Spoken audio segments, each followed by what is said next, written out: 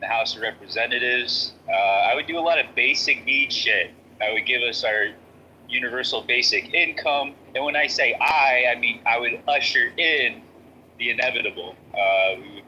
We would ramp up automation all the fucking way. I have a question for you. I could go. Noting that the United States government currently is spending $7 trillion, which is $2.5 trillion more than we take in taxes.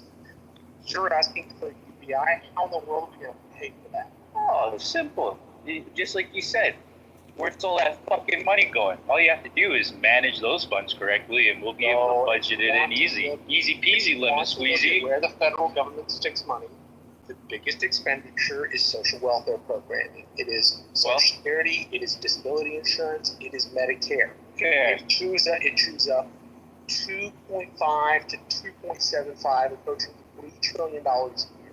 The second expenditure in the federal budget is interest on our $37 trillion debt. The third line item in our budget is our military, which ranges anywhere from $750 to $950 billion a year. The fourth expenditure is everything else. That's Pell Grants, that's farm subsidies, that's the Supplemental Nutrition Assistance Program, that's everything else. So if we already currently spend... Are you including APAC? Just wait till I go with the question. Okay. If we currently spend... Marshall, pause. Sometimes the retards bring up something that we should consider. He said, "What about APAC?" So, Water, go ahead. APAC? No, hold on, Water. Make your point. What's your grievance with APAC? No, I don't have any grievance with what Marshall's listing unless. No, we're not talking about what Marshall just said. No, it's all related. I just want to know why he's excluding APAC in the government assistance programs. Hold on. Hold on. We're gonna organize this conversation a little bit. Water, what is your position about APAC? You like them? You hate them? You're indifferent to them? Talk to us. Oh, it's fine as long as they don't cut the American benefits. I believe the American benefits should come first before anything. So if we're going to cut anybody's benefits, APAC should be cut first and foremost, should we not? Wait, you're complaining about the 4A? Hold on, Marshall. Hold on. We've got a thread to tug on here. So, Water, I just want to take this bit by bit. What made you, when Marshall was listing all of these expenditures, what caused you to think about a lobbying group? Like, what was it that made you mention that? Well, he's going to bitch and moan about everything. Might as well include APAC, right? Right. So hold on. What is your grievance with APAC? I'm not. He's the one bitching and moaning. I'm just saying, you got to be fair. Literally not funded by the federal government. Stop, Marshall. Hold on.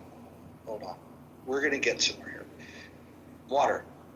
So he listed all these expenditures, and then you, like a retard with Tourette's, shouted out, "What about APAC?" And I'm just curious, what inspired you to even think of this group? Because we're cutting domestic aid. We're cutting our own birthright social services. And if we're going to go one step further, I think now is the time more than ever to consider owning our money, just like West Africa is doing by cutting the umbilical cord.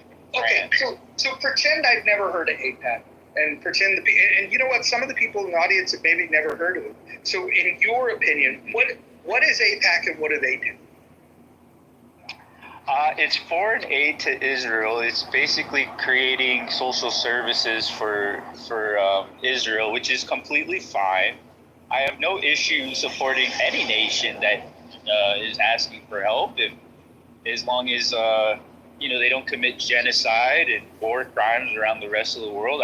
I'm completely fine if they're a good neighbor. Interesting. So hold on. So my question then would be. So Marshall is going through, Medicare, Social Security, interest on the debt, military spending, and then so you then said, "What about APAC?" And now what we're learning. First I said before that was the budget.